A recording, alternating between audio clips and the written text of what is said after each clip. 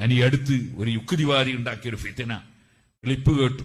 അവൻ പറയാണ്, പള്ളിയിൽ നിന്നൊക്കെ ഈ ബഹുദൈവ വിശ്വാസികളെ നശിപ്പിക്കണമെന്നാണ് ദ്വാരക്കുന്നത്. അങ്ങനെ നശിപ്പിക്കണമെന്ന് ദ്വാരക്കല്ലോ. നമ്മള് അവനെ പോലത്തേതോ വിവരം കെട്ടവർ ദ്വാരം നിന്നെ നമ്മളാ ഉത്തരവാദി. അങ്ങനെ നമ്മൾ ദ്വാരക്കലില്ല. നമ്മൾ ദ്വാരക്കല് എല്ലാവർക്കും ഹിദായത്ത് സന്മാർഗം കൊടുക്കണേ, എല്ലാരെയും നന്നാക്കണേ എന്നാണ് ദ്വാര ചെയ്യാറ്. ഏതെങ്കിലും വിവരമില്ലാത്ത ആരെങ്കിലും അങ്ങനെ ദ്വാരത്തിട്ടുണ്ടെങ്കിൽ അതിനൊട്ട് പണ്ഡിതന്മാർ ഉത്തരവാദിയും അല്ല. അല്ലാഹുമ്മ അഇസ്സൽ ഇസ്ലാമ വൽ മുസ്ലിമീൻ വഅദില്ല ശിർക വൽ മുശ്രിക്കീൻ എന്ന് ചില കൂടുതൽ അറിവില്ലാത്ത ആളുകൾ പ്രാർത്ഥിച്ചു പോകാറുണ്ട്. അത് വാസ്തവത്തിൽ ഞാൻ മനസ്സിലാക്കുന്നത് സുന്നികൾ ശിർക്ക് ചെയ്യുന്നവരാണെന്ന് വാദിച്ച പുത്തൻവാദികൾ ഉണ്ടാക്കിയ ഈ സുന്നികളെ നശിപ്പിക്കാൻ വേണ്ടി അവരുണ്ടാക്കിയ, കാരണം അവരുടെ ഭാഷയിൽ നമ്മൾ മുശ്രിക്കാൻ. ഇയാളുടെ ഒരു കാര്യം വല്ലാത്തൊരു കഷ്ടം. എന്ത് കിട്ടിയാലും സെലഫികളുടെ പിരടിയിൽ വെച്ച് കെട്ടാനാണല്ലോ ഇയാൾ ശ്രമിക്കുന്നത്. എന്നിട്ട് പിന്നെ ഇയാൾ അവസാനം കുടുങ്ങും ചെയ്യും, വഷളാകും ചെയ്യും. അതാണ് ഇപ്പൊ ഈ വിഷയത്തിലും ഉണ്ടായത്. പേരോടെ ഞാൻ ചോദിക്കട്ടെ, നിങ്ങളുടെ മുസ്ലിയാക്കന്മാർ തന്നെ ഈ പ്രാർത്ഥന എത്രയോ പ്രാർത്ഥിക്കാറില്ലേ?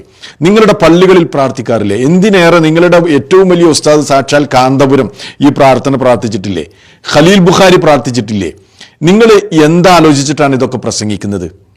കുറച്ച് ചിന്തിച്ച് പ്രസംഗിക്കണ്ടേ? എന്തെങ്കിലും കേൾക്കുമ്പോഴൊക്കെ ചാടി പുറപ്പെട്ട് സെൽഫികളുടെ മേൽ വെച്ച് കെട്ടി ജനങ്ങളെ തൃപ്തിപ്പെടുത്താനുള്ള ശ്രമമല്ലേ നിങ്ങൾ നടത്തുന്നത്? ഇത് കാന്തപുരം ഈ പ്രാർത്ഥന പ്രാർത്ഥിക്കുന്നത് കേട്ടു നോക്ക്. اللهم اعز الاسلام والمسلمين واذل الشرك والمشركين اللهم اعز الاسلام والمسلمين واذل الشرك والمشركين. അപ്പൊ പേരോടിന്റെ ഭാഷയിൽ കാന്തപുരത്തിനും ഇവരല്ല, അതേപോലെ ഖലീൽ ബുഖാരിക്കും ഇവരല്ല, അല്ലേ? അങ്ങനെ വന്നില്ലേ? എന്തിനാണ് ഇതിനൊക്കെ നിൽക്കുന്നത്? ശരിയായ നിലക്ക് കാര്യങ്ങൾ വിശദീകരിച്ചാൽ പോരെ? ഒരു വിഷയം കേൾക്കുമ്പോൾ അതിൻ്റെ സത്യസന്ധമായ നിലപാട് വിശദീകരിച്ചു കൊടുക്കുക. അതല്ലാതെ ഏതെങ്കിലും ഒരു വിഭാഗത്തോട് വെറുപ്പ് ഉൽപ്പാദിപ്പിക്കാൻ വേണ്ടി ദേഷ്യമുണ്ട് എന്ന് വിചാരിച്ച് അവരോട് അനീതി ചെയ്യാൻ നിങ്ങളത് പ്രേരിപ്പിക്കാതിരിക്കട്ടെ. അതിൻ്റെ തിക്തഫലമാണ് നിങ്ങളിപ്പോൾ അനുഭവിച്ചുകൊണ്ടിരിക്കുന്നത്. ഇപ്പം ഈ പ്രാർത്ഥനയിൽ ലോകത്തുള്ള എല്ലാ അമുസ്ലിമീങ്ങൾക്കെതിരെയുള്ള പ്രാർത്ഥന ഇതിലുണ്ടോ? ഉണ്ടോ പേരോടെ? ഒരിക്കലുമല്ല.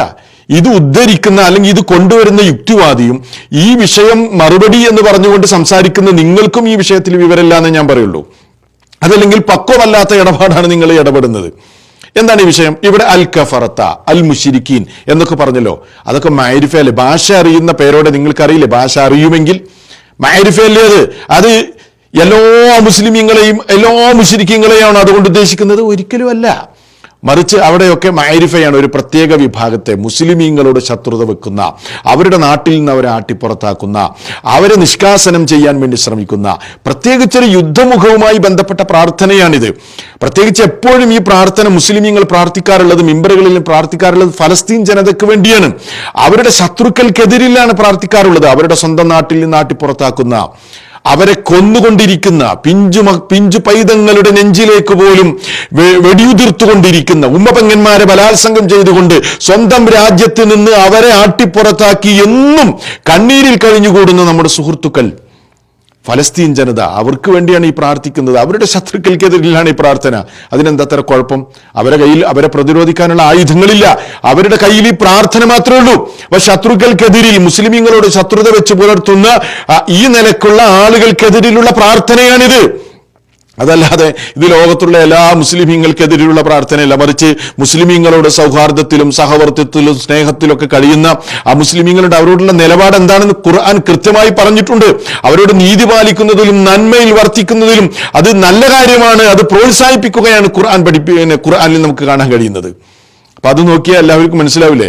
അപ്പൊ ഈ നിലക്കുള്ള കാര്യങ്ങൾ വിശദീകരിക്കുമ്പോൾ പക്വമായ നിലക്ക് വിശദീകരിക്കുക. അപ്പൊ അവസാനം നിങ്ങൾ തന്നെ അത് തിരുത്തി ആകെ അടങ്ങാറായി വിശദീകരിച്ച് നടക്കുന്നുണ്ടല്ലോ.